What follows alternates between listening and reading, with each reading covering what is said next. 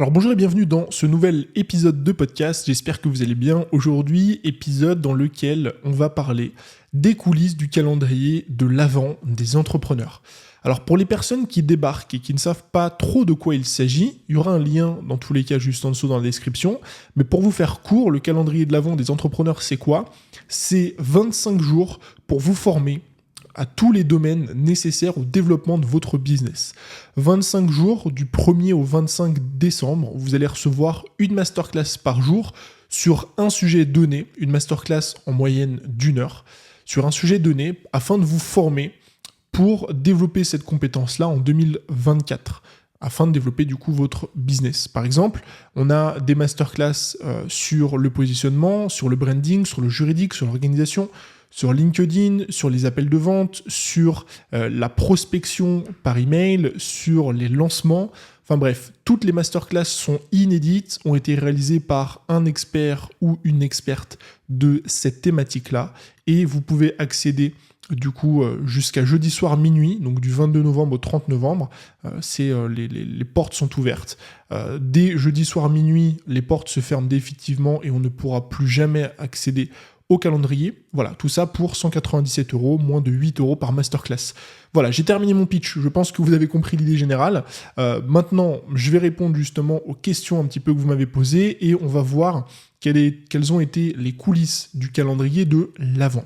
Donc l'idée du calendrier, vous l'avez compris, ça y est, je ne vais pas revenir forcément dessus. En gros, pourquoi calendrier de l'Avent ? Parce que c'est pendant le mois de décembre et tous les jours, comme on mange notre petit chocolat, là on va consommer notre petite masterclass. Il y a ce côté un petit peu ludique et pédagogique du calendrier.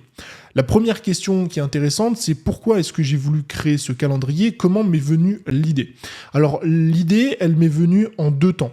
Elle m'est venue il y a très très très longtemps, parce que sachez qu'un programme comme ça, un projet comme ça se construit sur une année. J'ai commencé à bosser dessus en février 2023, donc ça va faire quasiment 6-8 mois qu'on bosse dessus. Et elle m'est venue en fait au détour d'une stratégie, parce qu'on était en train de réfléchir aux choses qu'on allait sortir en fin d'année, dès février, parce que oui, on a un planning de lancement et de formation. Et en fait, j'étais en train de penser au mois de décembre, et je me suis dit, pourquoi pas en décembre, sortir un truc avec 12 formateurs et formatrices. Pourquoi 12 ? Parce que c'est le mois de décembre, 12 personnes, c'est sympa, il y a un truc un petit peu redondant du 12. Et j'en parle du coup avec Jess, qui est ma copine avec qui je travaille, et qui me dit « mais pourquoi tu ferais pas 24 ?» Parce que comme ça, il y a un peu cette idée de calendrier de l'Avent. Et donc elle me murmure un petit peu cette idée-là, et puis ça mûrit un petit peu, et je me dis, ça pourrait être intéressant d'avoir ce truc justement pédagogique, 25 qui fait un petit peu de Noël, tous les jours les gens reçoivent leur masterclass, ils la consomment, et ensuite ils passent au jour suivant. Ce sera très ludique en termes de consommation. Et je me suis dit que ça allait être intéressant. Donc ça, c'est un petit peu l'idée de base, elle m'est venue comme ça.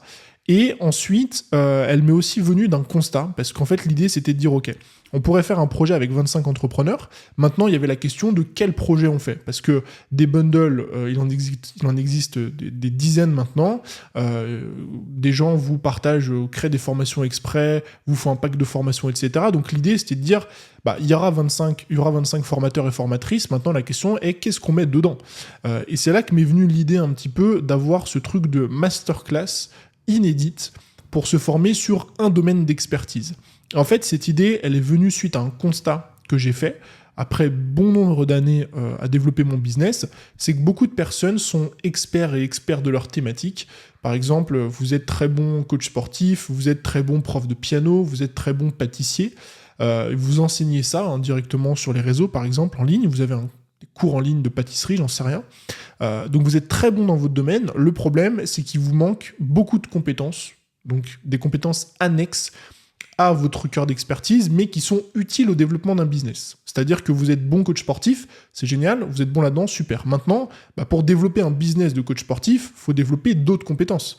Faut peut-être maîtriser Instagram, peut-être qu'il faut maîtriser LinkedIn si vos clients sont sur LinkedIn, il faut savoir créer une offre, il faut savoir lancer une offre, il faut savoir avoir un bon positionnement, un bon branding, avoir les bases du juridique, etc.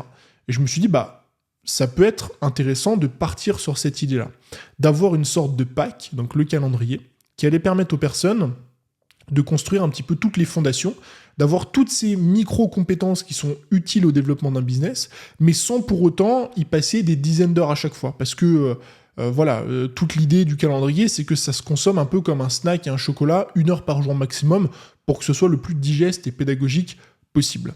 Donc je suis un peu parti de ce constat-là, de ce postulat-là, pour créer le calendrier de l'Avent. Mais en même temps, je voulais que ce calendrier de l'Avent il soit différent, parce que comme je vous le disais précédemment, des packs de formation, de contenu, des formateurs, enfin bref, des projets comme ça, il en existe plein. Et en quoi il est différent, ou qu'est-ce qu'on a réfléchi différemment des autres? Premièrement, c'est que on a des masterclass qui sont inédites. Pourquoi c'était important pour moi d'avoir des contenus inédits? Parce que je voulais vraiment que les personnes qui accèdent à ce calendrier de l'Avent aient droit à du contenu qu'ils n'ont vu nulle part ailleurs. Pourquoi? Parce que le problème un peu commun des autres calendriers qu'on peut voir un peu partout sur Internet, des packs, c'est qu'en fait, on va recycler des formations qu'on a déjà. Le problème, c'est que si moi, par exemple, dans le pack, je mets une formation que j'ai déjà, je travaille avec une autre personne qui, elle, met aussi une formation de son pack et ainsi de suite, on va se retrouver à la fin, par exemple, vous êtes intéressé par le calendrier de l'Avent, et en fait, sur les 25 formations qui vous sont mises à disposition, il y en a peut-être, 15 que vous avez déjà suivi, 12 que vous avez déjà suivi, etc. Donc c'est pas quelque chose que je voulais vraiment quelque chose d'inédit, construit exprès pour cette raison. La deuxième chose, c'est que on a un format qui est simple à consommer, et c'était quelque chose de très important pour moi. Pourquoi? Parce qu'on connaît un petit peu le truc standard des packs. Moi, j'en ai été victime, entre guillemets, je dis victime, c'est un bien grand mot, mais je suis aussi passé par là, j'ai déjà acheté des packs de formation, et le problème, en fait, c'est que vous êtes face à des centaines d'heures de contenu. Quand vous achetez un pack avec 24 formations dedans, l'idée de base, la toute première idée, c'était de dire ça. Et en fait, on s'est très vite rendu compte que c'était pas du tout pédagogique et viable que d'avoir justement 24 formations qui font 10 heures, ça fait 240 heures de contenu, c'est juste indigeste et ingérable pour la plupart des gens. Donc on s'est dit, plutôt que d'avoir justement une grosse formation comme ça sur un sujet, on va se concentrer sur un truc qui va être diffusé en 1 heure maximum. Si vous mettez en x2, ça fait 30 minutes, c'est largement digeste. Vous faites ça 1 demi-heure par jour pendant 25 jours, vous avez toutes les bases de chaque secteur. Et donc on s'est dit justement que ça peut être plus intéressant d'avoir ce format masterclass inédite plutôt que d'avoir du contenu recyclé qui en plus de ça bien souvent est très long et donc on ne consomme jamais. Si vous avez acheté des packs, vous le savez, sur les 24 formations que vous avez achetées, vous avez peut-être regardé la moitié d'une formation, ce qui fait que vous êtes passé à côté des 23 autres formations qui peut-être sont très intéressantes. Et donc là, toute l'idée c'était que normalement, si on a bien fait notre taf, la plupart des personnes, la majorité en tout cas, vont regarder les 25 masterclass parce qu'elles sont digestes. Le troisième point, c'était aussi de se dire, finalement, on va essayer de se concentrer sur le 20-80, qui est important à développer. Donc le 20-80 de chaque secteur. C'est quelque chose dont j'ai déjà parlé dans le podcast précédent, mais j'insiste dessus parce que c'est très important. Tout le problème avec les packs qu'on a l'habitude de voir, les packs de formation, et tout le problème entre guillemets aussi de se former sur plein de secteurs avec des formations standards, c'est quoi? C'est qu'en fait, on va passer 10 heures à se former sur un sujet qui n'est pas notre domaine d'expertise. Si aujourd'hui, je reprends mon éternel exemple du coach sportif, si vous êtes coach sportif et que vous voulez trouver des clients sur LinkedIn, et qu'en même temps vous publiez des vidéos sur YouTube, et qu'en même temps vous avez votre branding à travailler, et qu'en même temps vous faites des appels de vente, en fait, il y a une seule option qui vous était proposée jusqu'à aujourd'hui, c'était de suivre une formation sur le branding qui dure 10 heures, suivre une formation sur les appels de vente qui dure 10 heures, suivre une formation sur YouTube qui dure 10 heures, et suivre une formation sur LinkedIn qui dure 10 heures. Le problème, c'est de 1, que ça coûte très cher, de 2, que ça prend énormément de temps, et de 3, l'idée, c'est pas que vous soyez expert de chacun de ces sujets-là. Quand vous suivez une formation sur le branding, vous êtes une pointure en branding. Vous devenez excellent là-dedans. Quand vous suivez une formation sur les appels de vente, vous devenez excellent dans les appels de vente. L'idée, c'est pas d'être expert de chacun des domaines. L'idée, c'est de vous concentrer sur de l'efficience, sur le peu d'informations qui apporteront 80% des résultats. Et c'est aussi ce qu'on a fait avec ce calendrier de l'Avent. L'idée, c'était de se dire comment est-ce qu'on peut faire pour justement transmettre le 20% des informations qui amèneront 80% des résultats à nos clients. Eh bien, le format masterclass, encore une fois, était le plus viable. C'est-à-dire qu'en 1 heure de pur contenu, on passe les intros, les machins, le blabla, c'est 1 heure de pur contenu en moyenne. Il y a des masterclass qui font 30 minutes, d'autres qui font 45, d'autres qui font 1 heure, d'autres qui font 1 heure et demie, 1h45. Donc en moyenne, en 1 heure de contenu, l'idée c'est qu'on distille le maximum d'informations pour que vous deveniez très bon là-dedans, mais sans pour autant devenir expert. Si je reprends mon exemple avec le branding, l'idée c'est que vous ayez un branding qui soit OK, qui soit bon, qui soit travaillé, que vous puissiez créer du contenu sur Internet directement, sans pour autant passer des dizaines d'heures et essayer de devenir expert du branding, parce qu'encore une fois, ce n'est pas votre cœur de métier et c'est pas ce qu'il faut chercher à faire. Donc voilà un petit peu pourquoi est-ce qu'on a réfléchi le calendrier de l'Avent différemment de ce qui était déjà proposé aujourd'hui. Et la question suivante maintenant, c'est comment est-ce qu'on l'a construit. Pourquoi ? Parce que on a vu un petit peu ce que c'était, l'idée de base, en quoi est-ce qu'il est différent. Maintenant, comment est-ce que ça s'est construit ? Comme je vous le disais précédemment, c'était un travail de très très longue haleine. Un travail sur lequel on a terminé de travailler récemment, quelques jours avant le lancement. Pourquoi ? Parce que on parle quand même de 25 formateurs, donc moi y compris, donc 24 formateurs et formatrices. Donc c'est toute une organisation. La première chose, déjà, ça a été de rechercher les profils. On a dû en fait essayer de définir ensemble, avant de parler des profils, on a essayé de définir ensemble les thématiques qu'on allait couvrir. Parce qu'en fait, on s'est arrêté à 24 parce qu'il fallait s'arrêter, enfin 25 d'ailleurs, mais on aurait pu en faire 30, 35, 40, 45, 50.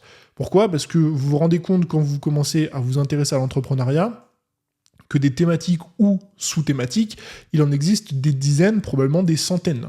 Et nous, l'idée, c'était de nous dire, ok, quelles sont, entre guillemets, les 25 sous-catégories les plus importantes quand on veut développer son business ?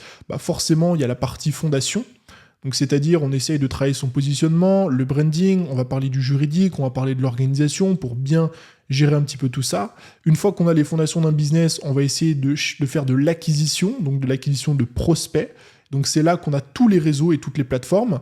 Évidemment, je n'ai pas mis toutes les plateformes, j'ai pas mis Twitter par exemple, j'ai pas mis le blog non plus, parce qu'à un moment, évidemment, comme je vous le disais, il fallait faire des choix, il fallait qu'on en sélectionne 25, on pouvait pas en mettre 50, et donc l'idée c'était de dire, on va chercher quand même ce qui est le plus répandu, c'est pour ça qu'on a YouTube, on a Instagram, on a TikTok, on a Pinterest, on a LinkedIn. On a aussi d'autres choses comme le networking qui a été fait par Kylian par exemple. Donc voilà, l'idée ça a été d'abord de définir tout ça. Une fois qu'on a l'acquisition, on a la conversion, c'est-à-dire qu'on a une grosse partie des masterclass qui traite de la vente, c'est-à-dire le copywriting, comment est-ce qu'on lance un produit ou une offre, le cold emailing qui a été fait par Ludo, et on a aussi les appels de vente qui sont enseignés par Oksana. Et ensuite, on a une partie annexe qui ne rentre dans, entre guillemets, aucune de ces catégories, qui sont plus de l'annexe, qui aide aussi au développement d'un business, mais qui ne rentrent pas trop dans ces trois catégories-là. Donc, on a essayé de définir ça pour faire quelque chose qui est assez cohérent et qui est le plus complet possible, parce qu'encore une fois, l'idée, c'était de se dire comment est-ce qu'on peut servir au maximum les gens pour qu'ils puissent développer leur business. Et donc, que dedans, mettre des masterclass qui soient utiles. Si dans ce calendrier de l'Avent, j'avais mis une masterclass sur, je sais pas, je vous dis un truc à la con, comment acheter des crypto-monnaies, ça aurait intéressé 5% des gens, mais c'est pas nécessaire au développement d'un business. Donc on a essayé vraiment de prendre l'essence même de ce qui est nécessaire au développement d'un business. Une fois qu'on a défini ça, il fallait rechercher les profils. Et ça, je vous avoue que ça n'a pas été le plus simple à faire. Évidemment, je suis allé faire mon premier cercle, déjà. Donc j'ai listé comme ça une liste de personnes dans mon premier cercle, les gens que je connaissais, avec qui j'avais des fois déjà travaillé, des amis, etc. Et j'ai essayé de remplir un petit peu les trous, donc les 25 secteurs. Et puis, petit à petit, je commençais un peu à arriver à des secteurs sur lesquels je n'avais aucune connaissance. Donc, je suis allé un petit peu chercher des personnes qui faisaient sur ce sujet-là, etc. Des personnes que je connaissais de nom, d'autres que j'avais déjà vues, et ainsi de suite. Et donc, à la fin, j'arrive à mes 25 petits noms. Et je commence du coup à contacter les personnes pour savoir si ces personnes sont intéressées justement par ce projet-là. Je leur explique un petit peu tout ça, comment s'organise la masterclass, comment est-ce qu'on va gérer l'ensemble. Et ça s'est fait quand même, voilà, ça a été ça littéralement pendant des mois. Ça a été la plus grosse partie du travail. De mon côté, ça a été de rechercher, contacter les profils, faire beaucoup de gestion finalement, d'emails, etc. Parce que il faut gérer 25 personnes, ce qui est quand même non négligeable. Surtout que dans le lot, il y en a 25, mais en tout, j'en ai peut-être contacté 30, 35, parce que finalement, il y a toujours des désistements, il y a toujours des personnes qui sont pas dispo à ces moments-là, donc c'est des personnes qui sont pas dispo, donc on change de thématique, ou on essaie de trouver une autre personne, etc. Donc voilà, j'avais 25 thématiques de base, ça m'est arrivé du coup, il m'est arrivé de changer des thématiques. Il y en a que j'ai retirés pour les remplacer par d'autres personnes sur une autre thématique qui n'avait rien à voir. Donc il y a eu un petit peu aussi ce truc de ping-pong, de va-et-vient, de management à gérer. Et le deuxième gros élément, après la recherche de profil, ça a été la co-création des masterclass. En fait, les masterclass, l'idée c'était quoi ? C'était encore une fois d'avoir ce 20-80, mais l'idée c'était d'arriver à assembler l'expertise de la personne et la pédagogie que moi j'ai et je veux enseigner dans mes programmes. Parce que pour ceux qui sont clients chez moi, vous le savez, si vous ne l'êtes pas, il y a un lien juste en dessous pour le devenir, je mets énormément d'importance sur la pédagogie de mes cours.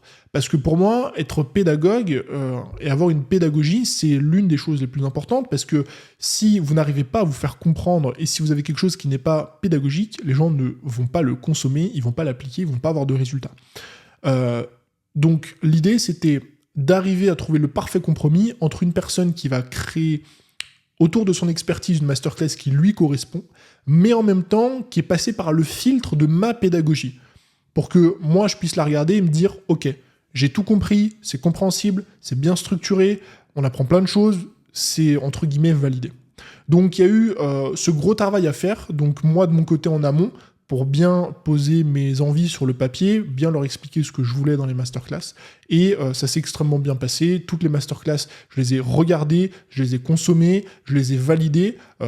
Parfois, il y avait quelques petits changements à faire, on les a fait faire, pour que à la fin, tout soit 100% comme je le voulais.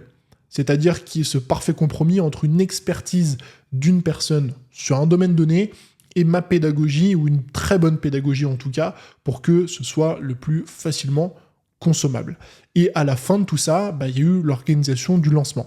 Ça, je vous avoue que ça n'a pas été la partie la plus compliquée, parce que voilà, des lancements, j'en ai fait plein, j'en ai fait tout le temps, donc on a l'habitude, on fait une page de vente, on fait une stratégie de lancement par email, on publie des podcasts avec ça. Le seul petit couac qu'il y a eu pour l'instant, enfin qui n'est pas vraiment un couac, mais qui a été assez compliqué en termes d'organisation sur le lancement, ça a été l'hébergement. Pourquoi ? Parce qu'en fait, pour le coup, c'est pas un hébergement de formation classique comme j'ai l'habitude de le faire, c'est un hébergement où en fait on va délivrer une vidéo par jour pendant 25 jours, et donc ça techniquement il y a eu quand même quelques petites recherches, j'ai dû faire quelques petits tests bien en amont, 2-3 semaines avant, un mois avant, pour m'assurer que ce soit OK le jour où les élèves rejoignent le calendrier, afin que tout le monde puisse recevoir directement sa petite vidéo tous les jours. Donc ça a été en termes de gestion. Et dans l'ensemble, voilà un petit peu comment ça s'est passé. Maintenant, il y a il y a 2 dernières questions. La première, c'est le après. Le après, c'est quoi ? C'est en gros... qu'est-ce qui va se passer une fois que le calendrier de l'Avent sera terminé ? Est-ce qu'il y en aura d'autres, etc. C'est une question qu'on m'a posée et que je trouve assez intéressante. En fait, est-ce qu'il y aura d'autres calendriers de l'Avent ? Je ne sais pas. Je vous avoue qu'on a lancé un peu le projet sur un coup de tête. L'idée, elle est tombée comme ça. On a eu l'idée, on a envoyé des emails. Ça a bien répondu. Tout le monde nous a dit c'est une super idée dès qu'on a pitché ce truc. Donc on s'est dit écoute, on va le lancer, on va voir ce que ça donne. Aujourd'hui, l'heure où je fais ce podcast, je ne sais pas encore ce que ça donne, donc on fera peut-être un bilan post-calendrier de l'Avent pour vous parler un petit peu des retombées, peut-être économiques, etc., si ça vous intéresse. Mais en tout cas, sur le papier, je ne sais pas, puisque je ne sais jamais un an à l'avance comment ça va se passer. Mais en tout cas, il est fort probable qu'il y en ait un, peut-être l'année prochaine, si tout se passe bien. Par contre, ce que je peux vous assurer, entre guillemets, dans le après, c'est que celui-là, du coup, ne sera plus disponible. J'insiste vraiment là-dessus, et on va terminer après sur une petite dernière partie de promo, mais j'insiste vraiment là-dessus. L'idée du calendrier de l'Avent, c'est d'avoir quelque chose qui est unique. C'est-à-dire que c'est un calendrier de l'Avent, donc c'est pour ça que c'est dispo à Noël, en décembre. Une fois que, du coup, il est retiré de la vente jeudi 30 novembre à 23h59 précisément, il sera retiré, on ne pourra plus y accéder, eh bien, on ne pourra plus jamais y accéder de toute la vie. Je vais pas réouvrir ce truc-là dans 6 mois, du style il y a une promo, machin, non. Ça va être retiré de la vente parce que ça perdrait tout son sens d'avoir un calendrier de l'Avent qu'on consomme de façon en juin ou quoi que ce soit. Non, ça ne marcherait pas. Et l'idée derrière, encore une fois, ce calendrier, c'est surtout d'avoir quelque chose qui est inédit, qui est unique, et que vous allez suivre pour passer directement à l'action du 1er au 25 décembre. Donc, est-ce qu'il y en aura un autre ? Je ne sais pas. Est-ce que celui-là sera bel et bien retiré de la vente jeudi 30 novembre à minuit ? Oui, il ne sera plus accessible, il n'existera plus, si ce n'est évidemment pour les personnes qui auront y accédé vous aurez accès aux masterclass à vie, ça, il n'y a pas de souci. Donc voilà un petit peu les coulisses du calendrier de l'Avent des entrepreneurs. Si jamais vous souhaitez en profiter et y accéder, je vous donne un chiffre, 7,88 €. 7,88 €, c'est le coût d'une masterclass si vous accédez au calendrier de l'Avent. Pour 197 €, vous avez accès à 25 masterclass, donc quasiment 25 heures de formation réalisée à chaque fois par un ou une experte de son domaine et de sa thématique.